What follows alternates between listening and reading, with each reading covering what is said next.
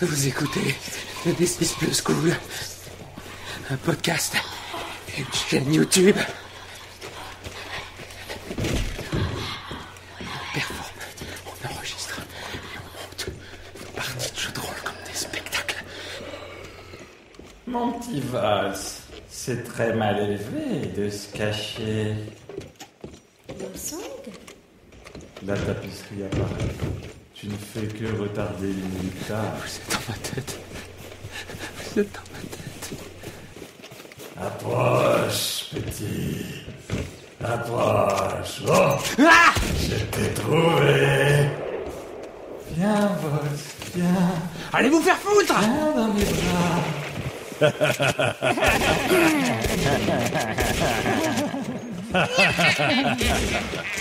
Nous interrompons vos programmes habituels pour une allocution de la Burst Team. Bienvenue à toi, cher public, dans cette deuxième session de Shade, jouée par la Burst Team.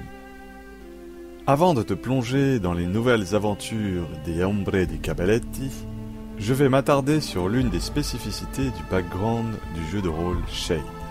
Sur le continent de Néolim, lorsqu'un être humain meurt, son âme lumineuse, solaire, retourne dans les cieux, alors que son ombre, elle, primordiale ou simple, reste bloquée dans le corps du défunt. Si cette dernière n'est pas libérée, elle va commencer à hanter le cadavre et les alentours. Pour éviter ce désagrément, un ordre de fossoyeurs sillonne les routes de Néolim pour retrouver tous les cadavres, les charger sur de longues charrettes et les emmener jusqu'à Nécris, une ville où des prêtresses de Séléné pratiqueront un rituel qui permettra à l'ombre de se détacher de son corps d'origine. Certains ténébrosi, par l'intermédiaire de leur ombre primordiale, peuvent interagir avec ces ombres prisonnières des cadavres. Cette nécromancie est bien plus acceptée que dans bien des mondes de jeux de rôle. En effet, parmi les fossoyeurs, il y a toujours un ténébrosi, qui lui-même est un nécromancien, dont les capacités sont nécessaires pour retrouver, traquer, voire calmer les ombres lorsque celles-ci n'ont pas été rapidement retrouvées. Le festival de Mezzogiorno, dans le Castel de Montefelone, est une fête religieuse où l'on rend hommage à ses morts et ses défunts. Les fossoyeurs et les ténébrosi nécromanciens y sont donc monnaie courante. Ah oui, une dernière chose aussi, un petit point règle. Comme je l'ai déjà expliqué dans le préambule du premier épisode, je n'utilise pas les règles d'origine de Shade, mais la mécanique de jeu Face créée par James Tornad. Pour réussir une action difficile, les joueurs doivent dépasser un seuil de difficulté en lançant 2 dés. Un dé pour leurs attributs, force, agilité, caractère, esprit et sens, et un dé pour leurs talents. J'ai moi-même établi les talents nécessaires pour ce burst de Shade. Ils sont au nombre de 6. Il y a donc aventurier, courtisan, filou, guerrier, lettré et ténébrosi. Lorsqu'on lance ces 2 dés, on ne les additionne pas. On prend le meilleur et on voit s'il dépasse le seuil de difficulté. S'il le dépasse de plus 4, on gagne un avantage, de plus 8, 2 avantages, de plus 12, 3 avantages, etc. Comment atteindre de résultats aussi élevés, me demanderas-tu ? Eh bien c'est parce que les dés sont explosifs. Cela veut dire que lorsque l'on obtient le maximum à son dé, on peut le relancer. Il n'y a pas de limite au nombre de relances, par contre, si l'on obtient un 1, toute l'addition s'écroule et le résultat final est juste 1. On obtient d'ailleurs un échec critique lorsque les 2 dés donnent 1. Le dernier détail important à connaître, ce sont les points d'énergie, en tout cas appelés énergie dans le jeu de base, que moi j'ai renommé points de noirceur, pour rester proche du background. Ces points peuvent être dépensés par les joueurs pour ajouter des avantages narratifs, déclencher leur pouvoir de leurs ombres, ou enfin, booster leurs caractéristiques. Ce qui fait que les ténébrosi sont clairement très au-dessus de la moyenne humaine. Toutes ces informations en tête devraient t'aider à mieux comprendre ce qui va se passer dans ce deuxième épisode. Installe-toi confortablement et prépare-toi à une nuit mouvementée. Une nuit où les enfants font des cauchemars et ne trouvent pas le sommeil.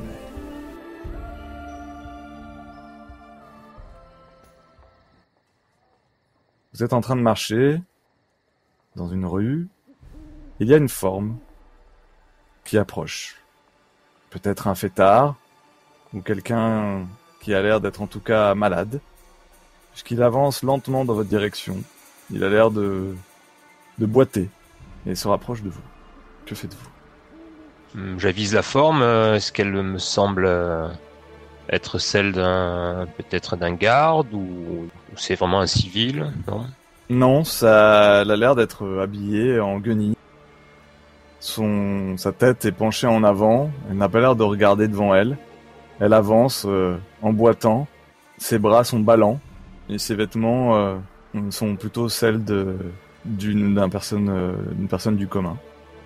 Duman va s'écarter de la figure en jetant un œil à Fabio et va passer sans autre forme de procès.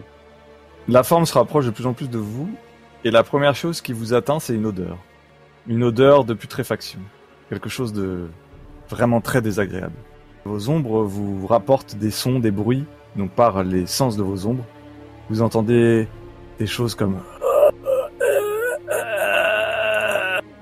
Et alors que la forme est juste devant vous, elle ne lève pas la tête, elle la redresse légèrement, mais dans un angle qui ne semble vraiment pas être très naturel.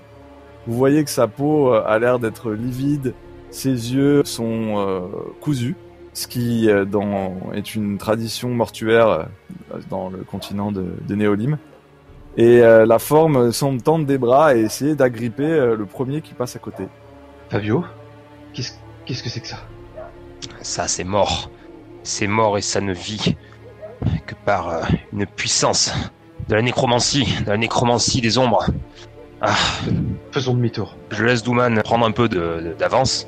Je fais un petit peu rempart de mon corps pour voir, en reculant en fait, pour voir comment réagit la créature. Bah, tu vois qu'elle essaie de t'agripper de manière assez violente, avec des mains qui cherchent d'abord tes bras, puis ton cou. Et la créature est au début extrêmement lente, un peu pataude, et au dernier moment, lorsqu'elle est proche de toi, elle se jette sur toi, d'un coup, dans une vivacité surprenante, et en même temps, ta perception des ombres entend une sorte de gémissement qui résonne à travers toute la tapisserie. Je me dégage en utilisant ma souplesse et j'ai envie de dire mon agilité à faire des cabrioles pour en fait glisser sous elle et me dégager. Écoute, tu peux me faire un filou agilité et la difficulté est à 5. Je mets 4 points de noirceur pour avoir un plus 2. Oui, tu fais 1 sur ton D4, tu fais 5 sur ton... Mais avec un plus 4, c'est ça ? Avec un plus 2, j'ai mis 4 points de avec plus 2. Donc tu passes à 7, ce qui est une réussite normale. Donc tu arrives à glisser, à faire une acrobatie qui te permet d'esquiver l'étreinte de l'ombre. Tu vois que le mort trébuche plus ou moins, s'attrape comme il peut au mur et essaye de se retourner, de chercher la moindre forme de vie. C'est ce que fait le corps humain, et vous dans la tapisserie vous entendez plus quelque chose comme aidez-moi, secours. Je sors mon petit Poupazzi d'Arlequin, donc je sors de ma veste, hein. il est toujours sur moi en fait en règle générale parce que je m'en sers aussi pour les spectacles. Donc c'est une petite poupée à gaine, hein. Donc c'est une poupée qu'on enfile dans la main et qu'on fait bouger grâce aux doigts. Et qui représente donc un arlequin avec son pantalon bariolé à carreaux et une énorme cisaille à la main et avec un chapeau de fou et un sourire moqueur dessiné sur la poupée. Et je l'agite devant l'ombre et je dis Elekin, viens à moi. Donc j'invoque mon arlequin. Fais-moi un jet d'esprit, c'est quoi? Caractère ténébrosie? C'est 2d10. Et tu vas demander quoi? Je veux juste qu'il attaque l'ombre du corps, l'ombre animée, et qu'il la réduise en pièces. Alors que tu es en train donc de faire ton petit rituel, effectivement, dans les ombres autour de toi, peut-être à un endroit où la lumière de la lune découpe un peu l'ombre de la maison près de laquelle vous vous trouvez, tu vois que se détache de l'ombre une créature avec sa cisaille, se jette sur le cadavre et commence à cisailler. Tic, tic, tic, tic, l'ombre. Le cadavre s'écroule, mais l'ombre maintenant a l'air d'être libérée, mais n'ayant plus de point d'accroche. Elle semble complètement folle. Ton personnage avec les cisailles essaye de se battre contre elle, mais l'ombre qui a une forme presque d'oursin, c'est-à-dire une sorte de bulle avec des piquants, essaye de le transpercer, de le détruire. Elle a l'air d'avoir une colère, une peur, en tout cas d'avoir décroché du cadavre, ça fait tomber le cadavre au sol, mais ça n'a pas réglé le problème. Il y a toujours une ombre qui est en train de péter une durite devant toi, et toute la tapisserie fait des À ce moment-là, Douman va arrêter sa course de fuite et se retourner avec un petit hoquet d'horreur, et elle va commencer à rassembler de la noirceur et murmurer Isgel Golgenshi Koroskosh Ben Anarim, gardien de l'ombre qui veille, je t'appelle. Depuis la tapisserie, viens à moi. Kopek. Et je vais tenter de manifester un chien gardien de l'ombre. Eh bien, fais-moi ton jet, ça te coûte 1 point d'ombre. Et je lui dis Kopesh, attaque. Donc t'as utilisé une marionnette pour faire sortir cette créature ? Ouais, et j'ai dans les mains une petite poupée de tissu avec une forme de chien un petit peu oriental, avec des bijoux d'oreilles, des petites perles de bois colorées sur la queue ou sur les pattes. Le chien s'élance dans la tapisserie, après s'en être extrait. Il attaque l'espèce d'oursin d'ombre, mort dedans. Vous entendez un du chien lorsqu'il s'empale la gorge sur l'oursin, mais il arrive à lui arracher un morceau d'ombre, et vous voyez que l'oursin morphe en une espèce de fumée et se jette hors de la ruelle. Vous entendez un blum lorsqu'une fenêtre au-dessus de vous vole en éclats. Vous entendez des cris de femmes au loin, dans les étages supérieurs, et des gens qui se réveillent, ça crie. Mais qu'est-ce que ça veut dire ? Pourquoi tu cries comme ça ? Un monstre, un monstre ! Douman, par ailleurs, après avoir lancé ton sort, tu entends derrière toi des bruits de pas, de jambes qui frottent sur le sol, de mains qui se tiennent comme elles peuvent et ce même gargouillis significatif, une forme qui a l'air d'arriver dans ton dos. Fabio, suis-moi. Et je commence à courir pour me rapprocher d'un mur. Ombre, ploie sous mes doigts et crée un chemin pour nous. Tu te concentres, tu essayes de façonner les ombres, et tu vas finir par obtenir une sorte de cordelette, quelque chose d'assez ténu, mais qui pourrait permettre à l'un d'entre vous de grimper, mais pas aux deux. Tu sais qu'après l'avoir escaladé pour une personne, l'ombre, enfin la cordelette va disparaître. Eh bien vas-y, monte, Douman, monte, n'attends pas, je me débrouillerai. Mais bien, du coup, j'écoute Fabio et je monte. Donc tu vas escalader et passer à côté d'une fenêtre.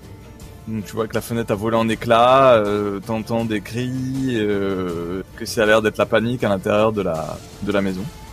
Et pendant ce temps-là, tu fais quoi toi, Fabio ? Je vais tout simplement me mettre à courir dans les rues pour rejoindre au plus vite la rue principale, en tout cas, avoir un peu d'espace. J'utilise les perceptions de mon ombre de consigliéré, repérer justement ces gémissements qui sont caractéristiques des morts vivants qu'on a croisés. Donc tu t'engouffres, j'imagine, dans la ruelle que t'as libérée parce que tu as arraché l'ombre à son corps qui pourrit à tes pieds. Et tu finis par déboucher en fait sur la roue principale, celle qui mène jusqu'à la porte de Montefelone. Et tu vois une charrette. Et là, vous voyez qu'il y a au moins une demi-douzaine de cadavres qui sont en train d'essayer d'agresser les fossoyeurs qui sont autour, de sauter au cou, voire essayer de leur arracher une partie du visage, d'autres qui sont en train de errer comme ils peuvent dans les rues adjacentes. Et au milieu de tout ça, tu vois donc un homme avec les cheveux noirs, l'air dur, une chaîne en argent autour du cou qui donc le signifie comme étant un fossoyeur en chef, et donc un ténébrosi, qui semble être en train d'invoquer son ombre et d'essayer de calmer les ombres autour de lui et de potentiellement les remettre dans la charrette. Pendant ce temps, dans la tente du théâtre, là où dort Paola, tu as Scorciatore qui t'entoure, et alors que tu es dans cette espèce de tente onirique, autour tu as comme une tempête violente qui agite les pans de la tente, qui sont en fait le corps de Scorciatore, et tout a l'air de bouger, ça tape, ça frappe. Et tu vois même Scorciatore à certains moments qui a l'air de prendre des coups et comme si un coup de poing était rentré dans lui et essayer de rentrer à l'intérieur. Et tu entends sa présence qui te dit « Ne t'inquiète pas, Paola, tout va bien se passer. La nuit va bien se passer. Qu'est-ce que tu fais? Paola est en train de regarder les murs de la tente qui s'agitent, qui tremblent. Elle-même se triture les mains nerveusement en ayant l'impression que le monde est en train de s'effondrer tout autour d'elle. Finalement, angoissée, la respiration courte, elle vient se presser tout contre la tente en répétant tout bas le nom de Scortatore. Et comme si elle cherchait à lui partager du courage ou de la noirceur. Eh ben écoute, tu vas me faire un jet pour Scortatore, puisqu'elle est en train de se battre, clairement, contre une agression extérieure. Et donc tu vas me faire force plus ténébrosie. La difficulté va être de 10.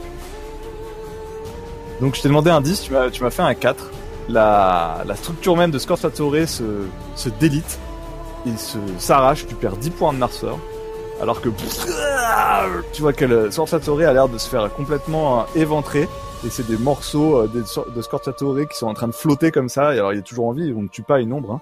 Mais en gros sa noirceur est délitée comme des morceaux de tissu.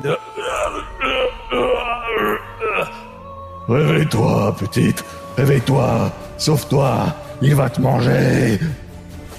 Et dès l'extérieur, tu vois une forme gigantesque, une nuit noire, mais toute la nuit a l'air d'être là, présente, en train de te regarder avec 1000 yeux. Étonnamment, avec les réflexes d'une petite fille qui a vécu longtemps dans la nature, c'est avant même de pousser un grand cri que les jambes de Paola ont déjà fait demi-tour et commencé à courir. Je reviendrai, petite, ne t'inquiète pas. C'est juste un mauvais coup. Paola est donc à genoux, en train de palper le sol de ses mains, effrayée, et elle sent presque l'ombre donc glisser sous ses doigts, et elle respire fort et bondit hors de la tente, mais pour voir s'il se passe quelque chose dehors, si le paysage de cauchemar l'a suivi. Dehors, la rue a l'air d'être normale, tout a l'air d'être très calme. Et tu vois juste apparaître une forme, mais plutôt reconnaissable, puisqu'il semble que c'est Leonardo qui arrive jusqu'à toi, puisqu'il a trouvé le chemin pour retourner jusqu'au... Eh bien, tout d'un coup, Paola va se jeter sur lui et lui tacler la jambe. Elle va tirer très fort sur son pantalon en gémissant, en pleurnichant, en disant « Leonardo, il y a quelque chose qui a attaqué Scortatore, il s'est endormi. » Et limite, si elle lui baisse le pantalon en s'agrippant de toutes ses forces. Paola, il la prend dans ses bras, vu que visiblement elle est éplorée, et il dit mais enfin, qu'est-ce qui s'est passé, ma chérie, qu'est-ce qui s'est passé? Explique-moi, prends le temps. Elle s'agrippe très fort à sa chemise et niche son petit visage sale dans son cou en disant il y a quelque chose qui nous a attaqués pendant qu'on dormait. Il a été déchiré en 1000 morceaux et il m'a dit de me réveiller et de m'enfuir très vite et il s'est endormi pour se reposer un peu. Il y a quelque chose qui nous a attaqués comme Ernest. Elle s'interrompt tout d'un coup et se mord la lèvre en silence. J'agite mon ombre. Ça te coûte un point de ténèbres pour agiter ton ombre. Donc tu as Dolce qui apparaît, qui prend la forme d'un beau jeune homme comme toi, mais avec peut-être un nez plus long, et elle fait une révérence. Bonjour à vous. Je suis surpris, donc est-ce que, en agitant mon ombre, j'arrive à percevoir un peu plus la tapisserie ou à sentir des choses différentes? Eh bien, fais-moi un sens ténébrosie, difficulté 4. Donc meilleur score 3, parce qu'il est en dessous du 4. Oh, eh bien dis donc, cette grande crâneuse a l'air bien affaiblie. Elle fait sa malice, elle veut jouer la chef, et voilà. La nuit est agitée, ça c'est certain, mon chéri. Oui, je te conseille de rester auprès de moi. Je ne te laisserai pas tomber, ne t'inquiète pas. Je suis là, moi. Je sais, ma chérie, tu es toujours là, et j'en suis très content. J'étais un peu inquiet pour Paola, mais effectivement, la nuit est agitée, on le sent, on sent les ombres bouger derrière la tapisserie. Je suis quand même assez surpris que Scortator ait pris un aussi mauvais coup. Je suis un peu inquiet pour les autres. Paola, viens auprès de moi, viens. Ça va aller. Fabio et Duman ne sont pas encore rentrés? Paola va secouer frénétiquement la tête et comme si elle réalisait tout juste après les paroles de Leonardo, elle dit avec agitation Fabio, il faut qu'on aille chercher Fabio. Attends, ma belle. Pourquoi tu vas aller chercher Fabio? Il va revenir normalement. Elle commence à repousser légèrement, non pas légèrement, très très fort Leonardo pour s'extirper et retomber par terre. Et avec un air boudeuse et une attitude volontaire qui lui ressemble déjà beaucoup plus, elle met ses petits poings sur les hanches et dit « Je vais chercher Fabio, et toi, tu fais ce que tu veux. » Et là-dessus, elle commence à marcher en direction du château. Allons, mon chéri, mon enfant. Il ne serait pas très judicieux de sortir maintenant. Reste avec moi. Reste à l'intérieur des murs. C'est plus sûr.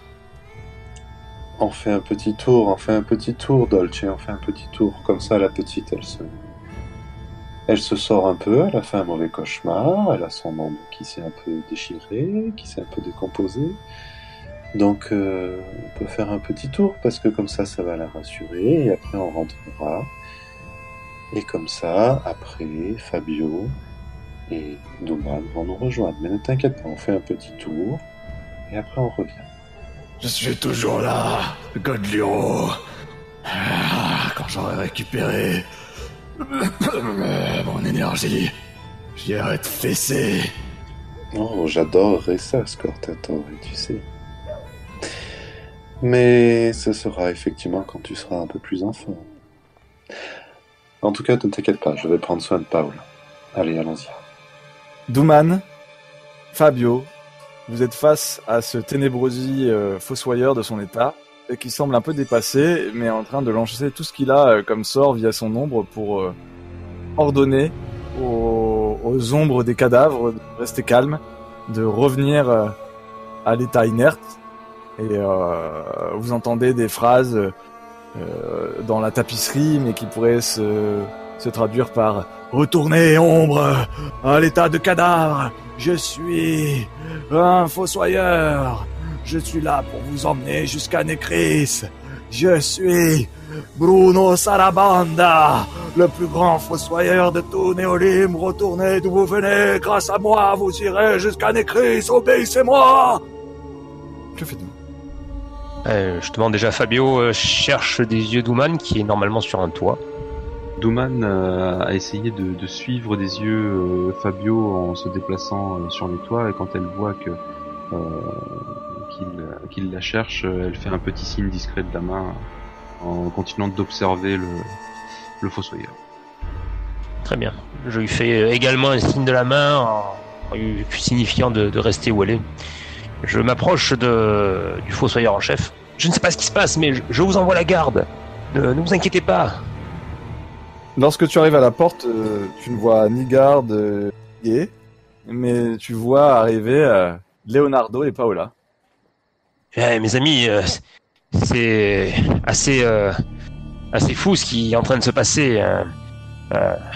Écoutez, n'allons pas par là, nous avons un grave problème. Il y a toute une charrette de morts qui sont en train de se relever. Leurs ombres sont hors de contrôle du fossoyeur. Plus important, Fabio, dit la petite Paola, en venant se planter énergiquement devant le vieil homme. On dirait qu'elle a retrouvé un peu d'allant après sa petite marche nocturne. Il y a quelque chose dans la nuit qui a attaqué Scortatore et qui l'a réduit en lambeaux pendant que je dormais. C'est juste une blessure, ça passera. Oui, mais maintenant il fait le costaud, mais tout à l'heure il en menait pas large. Quand tu dis quelque chose, une autre ombre primordiale, un ténébrosi? C'était la nuit et il pleuvait, c'était le vent, c'était la terre, c'était les cailloux, beaucoup de cailloux, et c'était tout autour de nous. Mais c'était peut-être pas juste une ombre, je sais pas. C'était peut-être dans les rêves, c'était peut-être pas dans la réalité, ce n'était pas à côté de toi. Paola se fige quand il mentionne les rêves, et l'espace d'un instant, elle Elle regarde Fabio comme s'il lui faisait peur. Elle paraît se recroqueviller devant lui. Elle baisse les yeux et fait « Oui, comme dans les rêves. » Je t'ai déjà dit de faire attention. Pour nous, le monde des rêves est complexe. Ernesto le connaissait bien, il m'avait plusieurs fois mis en garde. Oui, donc effectivement, c'est très bien de faire de la pédagogie, Fabio, mais j'ai l'impression que il y a un petit problème derrière là. Oui.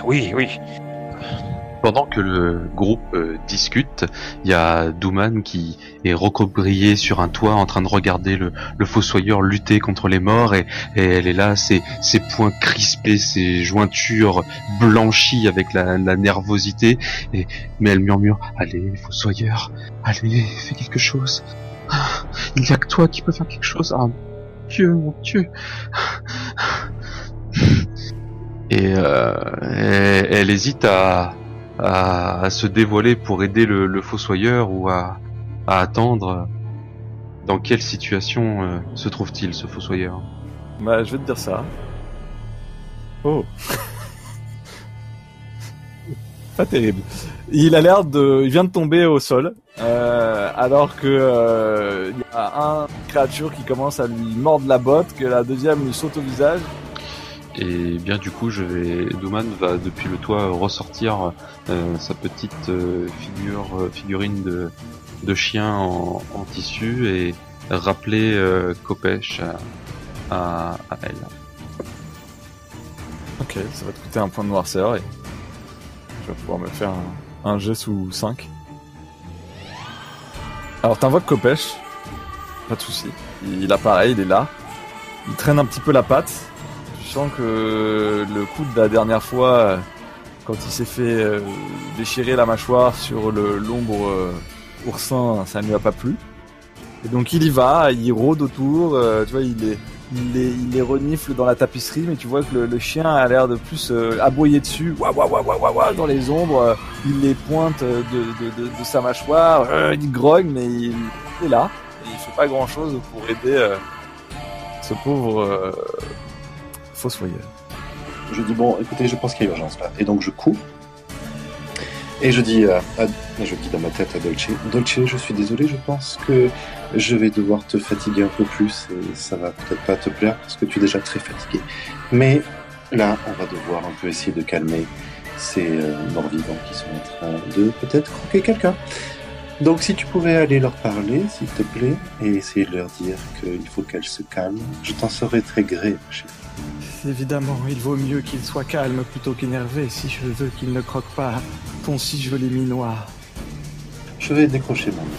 Donc ça te coûte un point de noirceur et donc Dulce s'arrache à ton corps et commence à lentement glisser dans la tapisserie. Elle se dépasse à vitesse d'homme, d'un pas énergique, mais elle ne dépassera pas le pas de course, le pas d'un marcheur.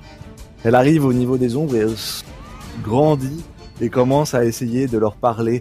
Allons, calmez-vous. Et tu vas me faire un jet de caractère ténébrosie. Ça va te coûter donc un point de noirceur supplémentaire pour pouvoir lancer ce sort de parler aux morts. Et ça sera juste comme ça parce que... Il te reste 2 points de noirceur à toi, Sylvain, si tu veux les cramer pour faire de bonus. Non. Donc tu es en train de leur parler, ton meilleur score c'est 4. Calmez-vous. Et tu vois que les ombres sont un peu comme des sortes de chats hirsutes en forme d'ombre, complètement énervées. Elles ont l'air d'être complètement folles, de hurler. Aidez-nous, aidez-nous. Et tu entends ça parce que Dolce l'entend et ça se transmet jusqu'à toi. Que même détaché, l'ombre continue d'avoir un lien télépathique avec toi.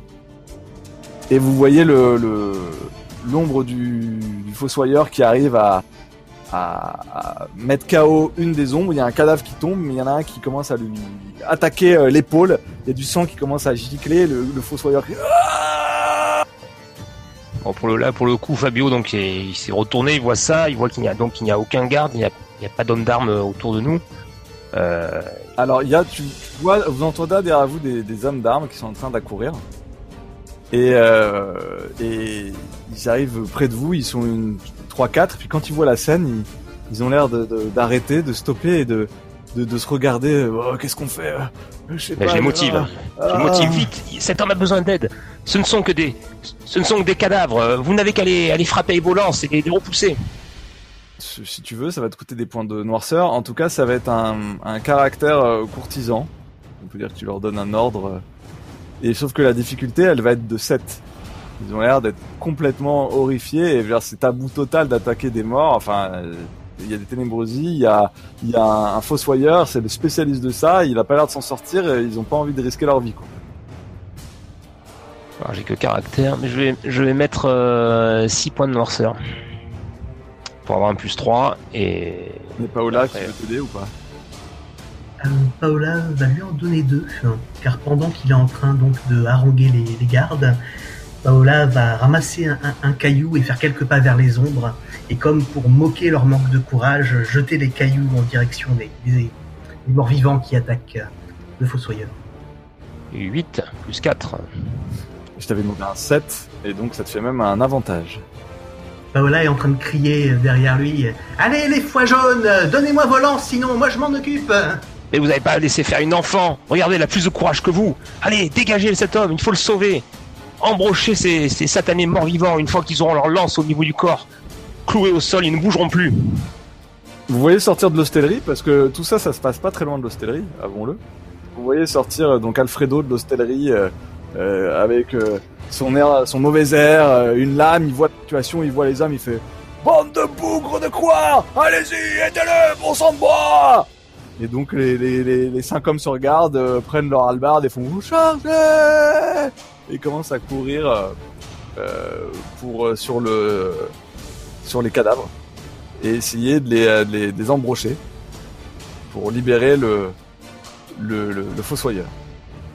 Alors moi je vais à la suite des gardes. En fait, moi ce que je cherche à faire, c'est dès qu'ils ont réussi à dégager les cadavres, tirer le fossoyeur de la mêlée pour pas qu'il se prenne le plus mauvais coup qu'il a déjà pris. Les gardes ayant donc des hallebardes, une allonge assez longue, ça leur permet d'embrocher les cadavres et de les coller sur le sol. Ce qui donc libère largement le fossoyeur qui semble être blessé à la jambe et à l'épaule. Tu peux dégager. Et donc les cadavres sont plantés, vous voyez qu'ils plantent leur hallebarde dans le sol, donc les cadavres sont vraiment épinglés sur le sol. Mais ça ne résout absolument pas le problème, qu'ils ont toujours des ombres qui sont complètement folles et qui commencent à s'énerver. Il y a comme des petits éclairs de noirceur ici et là qui commencent à strier la charrette sur laquelle ils étaient posés. Et le danger ne menace plus le fossoyeur, mais les ombres sont toujours là. Et le fossoyeur dit il y en a au moins une demi-douzaine qui sont partis dans les ruelles. Ils vont attaquer tout ce qui est vivant. Les femmes, les enfants, vite. Oui, mais comment faire pour les calmer? Qu'est-ce qui se passe? Qu'est-ce qui peut arriver pour que les morts se lèvent ainsi? Si je le savais! Je n'ai jamais vu ça! Bon, très bien, restez ici. Nous allons essayer de les rattraper. Donc t'attrapes, t'es resté ici. Jamais. Ceux-là sont bloqués. Je vais aller récupérer les autres, c'est mon devoir. Ah, très bien, on vous accompagne, allez. Paola était en train de caillasser généreusement les ombres en criant des « Yaha !» jusqu'à ce qu'elle frappe un des gardes dans le dos par erreur et que celui-ci lui retourne un regard assassin. Donc après quoi, elle s'est précipitée derrière Fabio pour le suivre à nouveau. Eh bien, je me disais qu'on pouvait aller attraper des filets de pêche lestés à la boutique du pêcheur, là-bas, un peu plus loin. Et comme ça, on pourrait capturer un peu plus facilement ces corps en peine. Très bien, allons-y. Effectivement, si on arrive à immobiliser les corps, vous, le spécialiste, vous ferez quelque chose avec leurs ombres, si j'ai bien compris. J'essaierai le mieux que je peux. Paola, reste près des cadavres bloqués. S'il te plaît, j'aimerais les observer de plus près. Ils sentent pas très bon quand même, hein, mais bon, d'accord, si c'est toi qui demandes. Donc Paola, avec une démarche souveraine, sans prêter attention aux gardes qui maintiennent les cadavres bloqués par terre, se rapproche donc des morts-vivants afin de permettre à Scorpatore de les observer. Alors que Scorpatore s'approche des ombres, tu vois que c'est un corps en lambeaux. La moitié de son corps a l'air de s'effriter comme un tissu déchiré. Où es-tu? Pourquoi? Fais-moi un jet de sens plus ténébrosie. 8. Oula. 8 et 8, donc quand tu fais 2 fois le même score, c'est le score du dessus, donc c'est 9. Révèle-toi! Et donc Paola, lorsque tu regardes, tes yeux se remplissent de noirceur et tu vois par les yeux de Scorciatore. Et tu te rends compte qu'il y a comme des sortes de cordelettes que tu n'avais pas vues avant, comme des fils de marionnettistes qui ont l'air de partir des ombres, des cadavres, qui montent jusque dans le ciel, et au-dessus de toi tu vois la nuit entière a l'air d'être une ombre gigantesque qui semble recouvrir tout Montefelone, et les fils de noirceur ont l'air donc de tomber jusqu'à les ombres, et comme une sorte de marionnettiste géant, il a l'air de jouer avec ces ombres. Et tu te rends compte que si vous trouviez un moyen de couper ces cordes, tu pourrais libérer les ombres des cadavres de l'influence de cette ombre gigantesque qui a l'air de recouvrir le ciel. Douman, en gardant un œil sur Paola, essaie de rejoindre le groupe de Fabio et de Leonardo et du Fossoyeur. Fabio, Leonardo, le Fossoyeur, vous êtes dans les rues et vous arrivez à rattraper un mort qui est en train d'avancer lentement, péniblement, avec toujours ses cris de... Donc on a récupéré les filets. Enfin, au moins un filet. Oui, vous pouvez récupérer les filets. Bah, à la pêche, on va déjà essayer d'immobiliser ce corps. On se met à deux, avec Leonardo par exemple, chacun d'un côté, on court autour de lui, en fait on passe le filet autour, et on vient se rejoindre et on tire d'un coup sec pour le faire tomber au sol. Alors, l'un d'entre vous peut me faire force plus filou ou force plus guerrier, sachant que la difficulté va être à 3 puisque vous êtes à 2 sur 1. Leonardo, tu es jeune et vaillant, je te laisse faire. Donc c'est avec un avantage, parce que tu m'as fait 7, je t'avais demandé un 3. Donc ton objectif c'est quoi? C'est d'immobiliser complètement et certainement le cadavre, je suppose. Tout à fait. Et sans qu'on se fasse ni embêter plus que ça. Là vous arrivez largement puisqu'il vous tourne le dos, il ne fait pas attention à vous, vous mettez le filet, il est bloqué sur le sol, tenu, vous voyez que son corps s'agite comme il peut, mais rapidement il est saucissonné et il est retenu, il y a juste son ombre qui continue d'être... de s'énerver maintenant qu'elle est paralysée, et comme vous voyez des petits éclairs d'ombre qui commencent à zébrer les murs. Je vais essayer de calmer celle-là. Est-ce que vous êtes capable de faire quelque chose? Au moins de les bloquer et de les retenir avant que je puisse les calmer l'une après l'autre. Eh bien, on va faire notre possible. Écoutez, essayez de calmer celle-ci. Au pire, je pourrais toujours faire quelque chose un peu plus tard aussi, mais en tout cas, calmez-le. Bon, il doit y en avoir encore 6. Essayez de les rattraper et de les calmer. Dès que j'ai fini avec celui-là, je vous rejoins. Très bien. Je glisse en aparté à Leonardo 6-1. On en a déjà croisé une un peu plus tôt. J'ai été peut-être un peu violent sur le traitement de l'ombre. Ah, bon, après on fait un peu ce qu'on peut avec ce qu'on a. C'est comme au théâtre. Oui, mais en tout cas je ne peux plus utiliser cette technique. Ça n'a pas donné de bons résultats. En même temps, je ne suis pas nécromancien. C'est tout à fait ça. Écoute, tant pis. Essayons de faire ce qu'on peut avec ce qu'on a maintenant. Moi-même, je suis un peu fatigué côté noirceur en ce moment. Alors, allons-y. Donc on tourne en fait en cercle concentrique autour de la charrette où sont partis les corps. Comme ça, on a plus de chances de tomber dessus. Et de la même façon, j'écoute plus par mon ombre pour entendre les gémissements dans la tapisserie. Bah, vous pouvez me faire du sens aventurier ou filou, ou du sens ténébrosie. C'est un échec critique. Ça fait un échec critique pour Leonardo, par ailleurs. Mais moi, je fais 9. D'accord. Tu arrives à repérer 3 des 5 cadavres qui restent. Qui ont l'air de progresser, d'essayer de rentrer dans des portes. Vous entendez par ailleurs des cris, des hurlements. Ça a l'air de se réveiller quand même dans la ville autour de vous. Des bébés qui pleurent. Il y a l'air d'avoir quand même du remue-ménage dans la population. Et là, t'arrives dans une zone presque à l'extérieur du bourg. Donc tu es proche des tentes.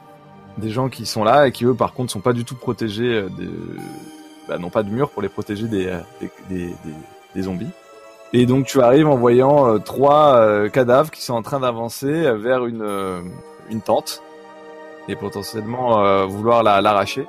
Et toi Leonardo, de ton côté, tu sors du bourg, tu te retrouves à peut-être 100 mètres de Fabio qui est face à ces 3 corps qui sont en train de s'approcher de la tente. Et au moment où tu étais en train de regarder ça, tout d'un coup tu sens que quelque chose se tombe sur le dos et tu te rends compte que les 2 autres t'ont repéré et ont l'air de t'en vouloir à toi. Tu te trouves avec 2 morts sur le dos.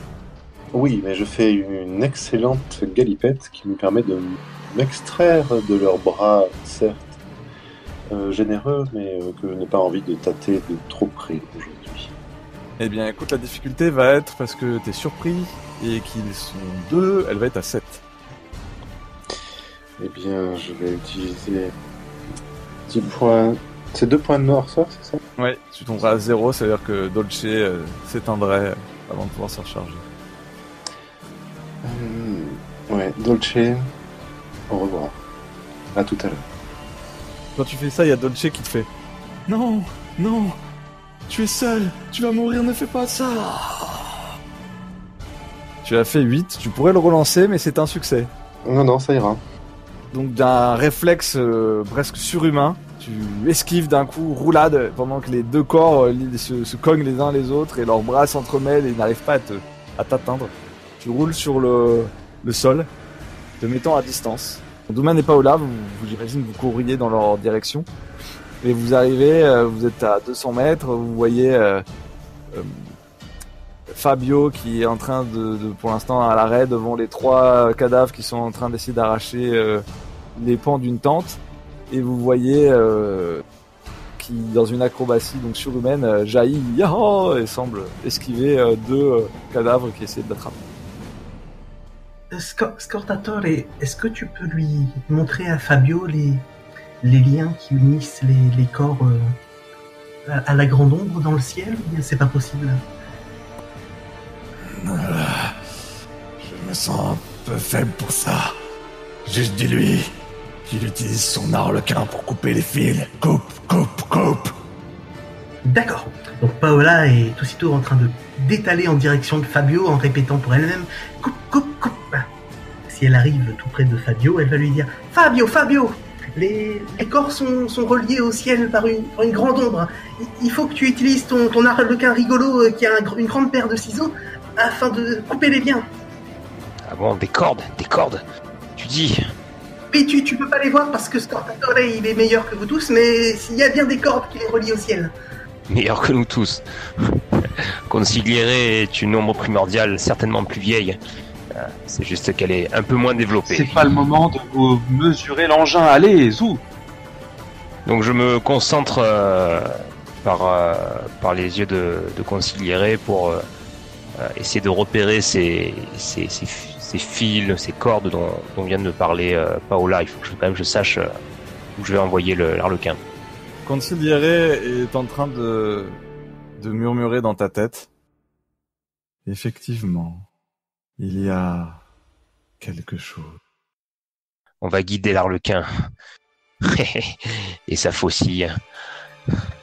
Donc je ressors la poupée d'arlequin et je la dresse pour créer une ombre par rapport à la lumière de la lune et je l'invoque. Erikin, viens à moi. Et Douman va poser une main sur l'épaule de Fabio pour essayer de l'aider dans sa tentative d'invocation. Je vais te donner un plus 1. Donc la difficulté va être à 5 et ça te coûte 1 point de noirceur et plus tu vas être au-dessus de 5, plus tu as une chance de couper plusieurs fils. J'ai 2 des 10 quand même, donc ça va marcher. Un 9 et un 3.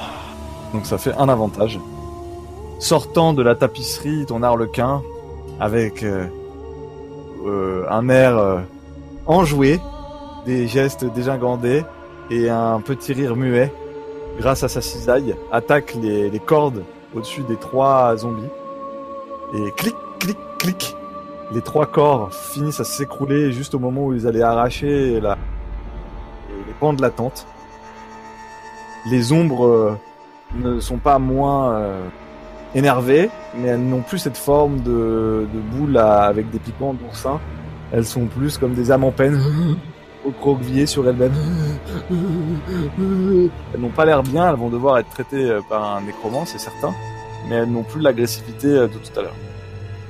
Par ailleurs, Leonardo, toi tu as toujours 2 morts-vivants aux trousses.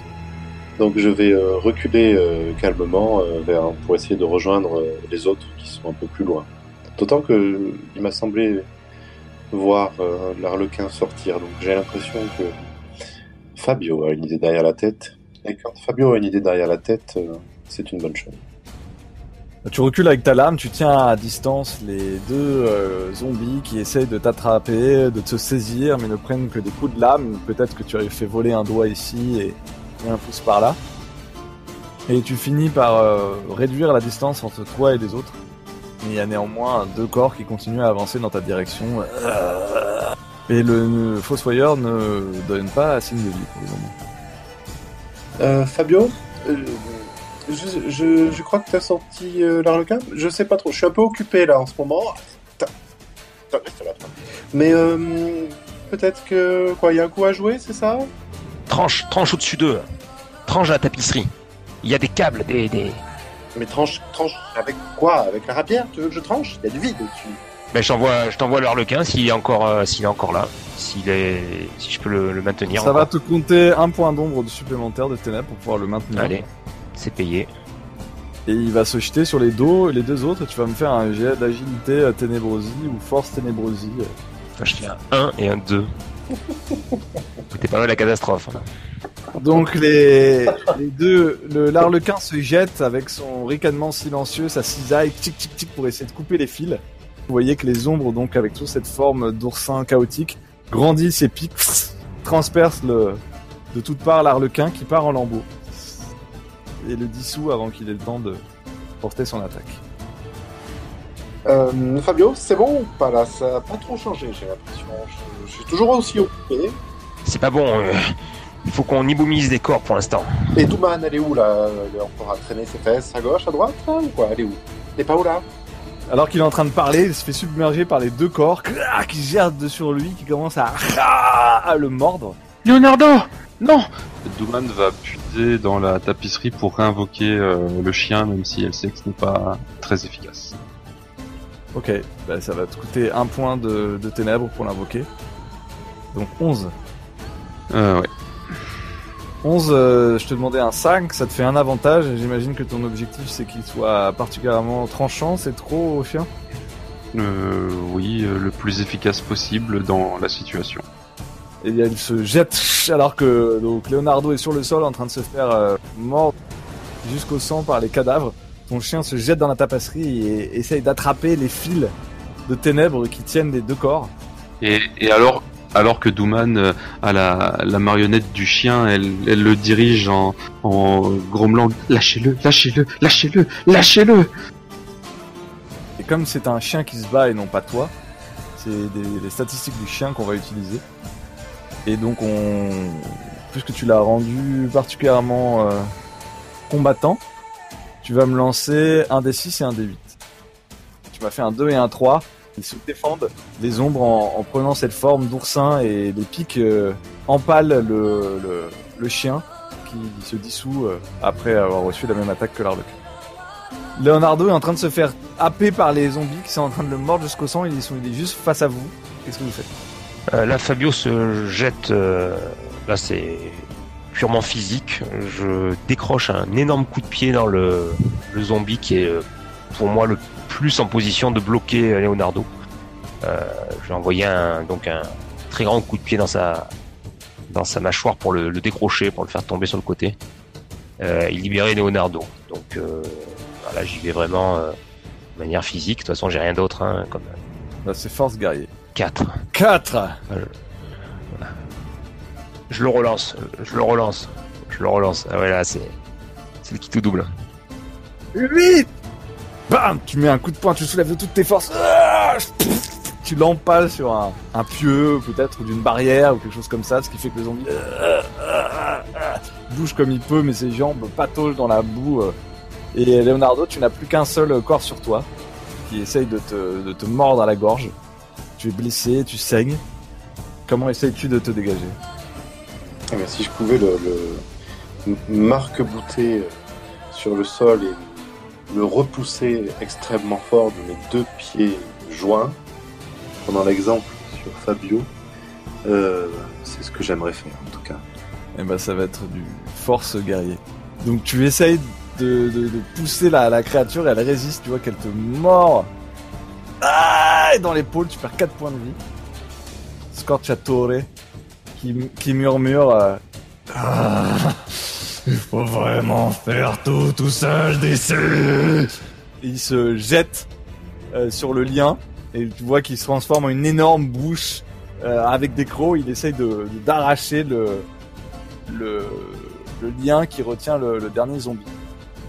Et donc Paola, tu vas me perdre ton dernier point de force parce qu'ils ont entendu que Scorciatore va disparaître à la fin de cette attaque. Et t'as le droit de me faire un force ténébreuse. 1 et 2. Il faut tout faire. Et Scorciatore disparaît. Paola, tu te retrouves par ailleurs seule, sans voix dans ta tête, sans Scorciatore. Ça doit, j'imagine, te faire un effet. Tu n'as pas l'habitude de ça. Paola était déjà choquée et terrifiée par le sort terrible de Leonardo. Elle sent un regard d'espoir dans sa poitrine, elle lève la tête au moment où Scorciatore se manifeste à nouveau, et puis il faiblit, incapable de se manifester, et puis c'est le silence profond, complet.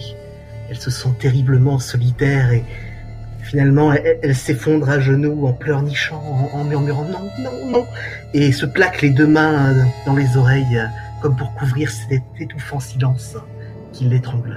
Et Douman se rapproche de Leonardo, voyant qu'il c'est l'état grave de blessure dans lequel il est, et murmure à son ombre: Nesrim, je t'en prie, il faut que tu viennes tous aider. Il n'y a plus que toi. Et elle va essayer de reproduire ce qu'elle a vu de Scorciatore qui essayait de couper les fils. Ton ombre s'agite et elle prend d'abord ta forme, et puis sa forme morphe et semble devenir une version de toi plus vieille, plus arc-boutée, avec presque un chignon sur la tête et une voix. Alors, ma petite, tu as enfin besoin de moi. Commencer à m'ennuyer, à utiliser mes petits toutous et animaux. Tu les envoies et ils meurent. Nesrine, je n'ai pas le temps. Agis maintenant. Oh, bien. Essayons. Que faut-il faire exactement? Tranche les fils qui retient ces cadavres. Dépêche-toi, je t'en prie. Ouais, je vais essayer. Et donc vous voyez la grand-mère dans les ombres avance lentement, et quand elle approche du cadavre, elle ouvre ses mains qui se transforment en lames au niveau des doigts, et elle va tenter de frapper. Tu vas me faire un force ténébreuse. Si c'est 4, 10. Oh, il a relancé. Et 2, 12. Et donc les doigts cisaillants de ton ombre coupent le fil. Le cadavre retombe. Et tu vois qu'elle s'approche de l'ombre complètement folle. Chut, calme-toi, petite, calme-toi. Cela ne sert à rien de s'énerver ainsi. Suffit, couchez. Oh, heureusement que je suis là, jeune fille. Par ailleurs, tenez-vous mieux. Je trouve que la peur vous donne un air parfaitement mal élevé. Et alors qu'elle est en train de faire son speech, Douman se jette sur le corps de Leonardo et le tire de sous les cadavres. Leonardo, ça va? Oh, Fabio, il saigne beaucoup. Oui, on va vite le ramener. On va le ramener à la roulotte et on pourra tout à fait le soigner. Ce n'est pas grave. Partons d'ici. Oui, partons d'ailleurs. Je préférais qu'on ne nous voit pas trop. Et elle passe le bras de Leonardo autour de son épaule en essayant de faire de son mieux pour essayer de l'aider à marcher et quitter et fuir l'endroit. Il a fallu que tu fasses le jeune premier encore une fois. Hein? T'as pas pu t'empêcher de te mettre en danger, espèce d'imbécile. Bah en fait, alors que vous êtes en train de venir vers les murs, vous voyez le fossoyeur qui sort des faubourgs. Il a l'air de... Alors, j'ai enfin réussi à la voir. Elle était coriace. Elles sont où les autres? Donc je pense en plus qu'il commence à y avoir pas mal de monde autour. Donc là, pour le coup, je m'approche très près de lui. Et j'ai eu dit à l'oreille, vous en avez 5 autres qui sont neutralisés du côté des tentes des voyageurs. Nous n'avons pas le temps, nous avons un blessé, nous en reparlerons demain. Gardez cela pour vous. Merci. Ah, merci, Dupan.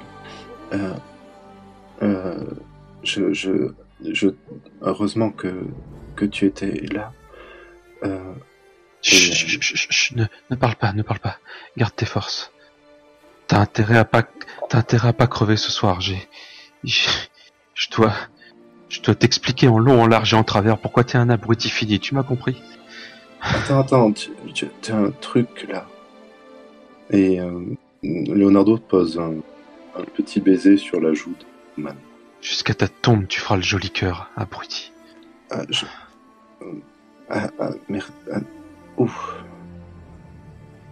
Heureusement que t'étais là.